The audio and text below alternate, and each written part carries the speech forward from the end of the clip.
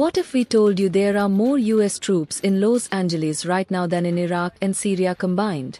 As immigration protests erupt across the country, state and federal authorities are turning to full-scale militarization. Let's break down what's happening.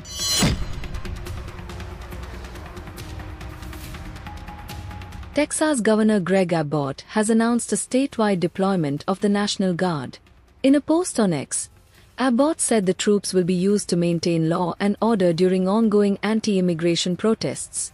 Texas National Guard will be deployed to locations across the state to ensure peace and order. Peaceful protest is legal. Harming a person or property is illegal and will lead to arrest. At Texas Guard will use every tool and strategy to help law enforcement maintain order, he wrote.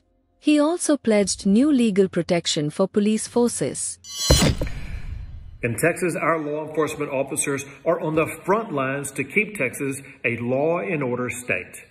To have their backs, I am signing a law to ensure they can use every tool available to combat criminals without being targeted by rogue prosecutors.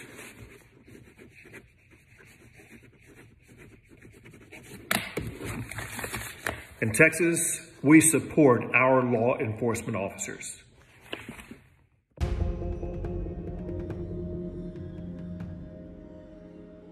This comes just after the Trump administration deployed thousands of troops to Los Angeles in response to mass demonstrations over aggressive immigration raids. On Monday, President Trump sent an additional 2,000 National Guardsmen to the city.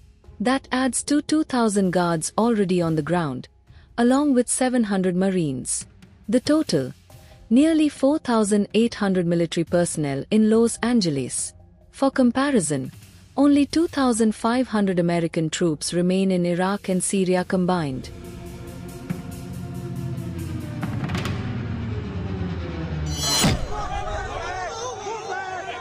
The unrest isn't limited to La anymore. By Tuesday night, large demonstrations had broken out in at least a dozen cities, including New York, Chicago, San Francisco, Seattle, Houston, Dallas, San Antonio, and Washington, D.C. The protests are in direct response to Trump's crackdown on immigration and his decision to deploy the military on U.S. soil.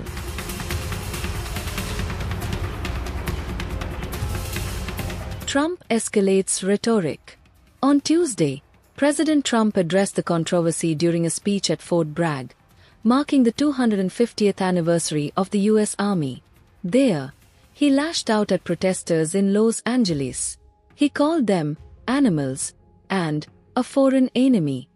He described their demonstrations as an invasion.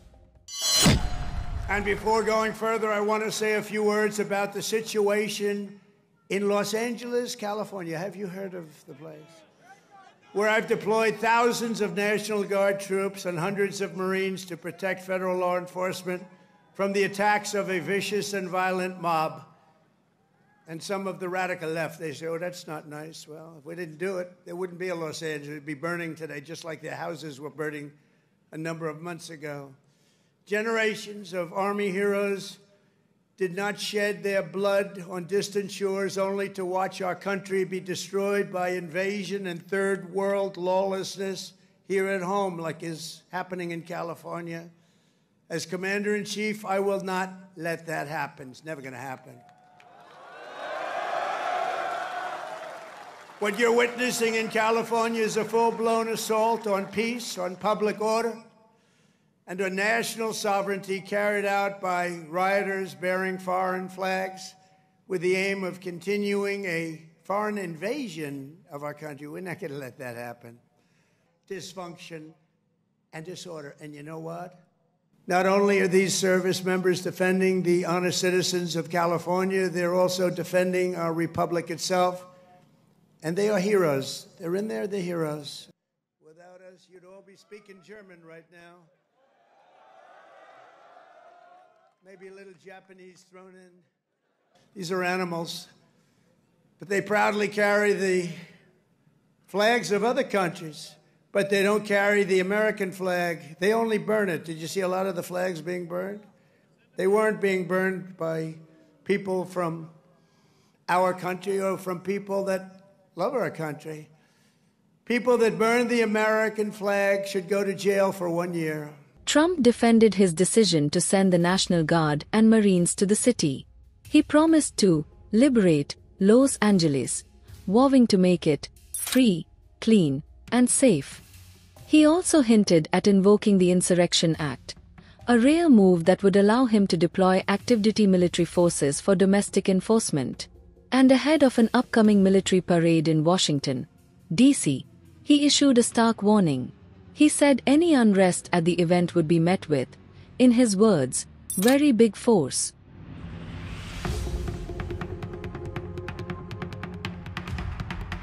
The showdown is widening.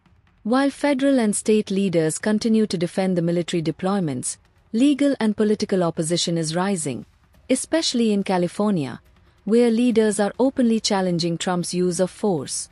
But with troops now on standby across multiple states, and protests refusing to die down, this may only be the beginning.